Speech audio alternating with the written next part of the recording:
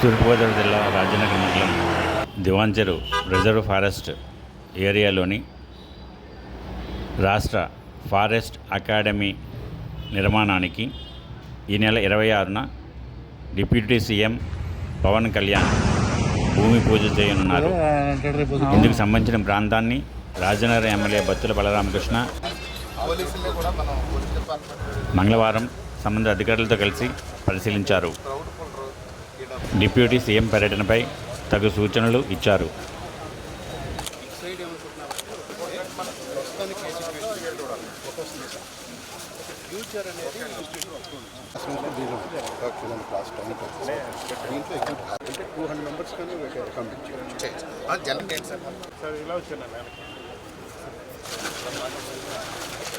ఎలా కానీ వాళ్ళు వచ్చేటప్పుడు పెట్టి పబ్లిక్ ఇంకో పక్క నుంచి అలౌ చేస్తాం.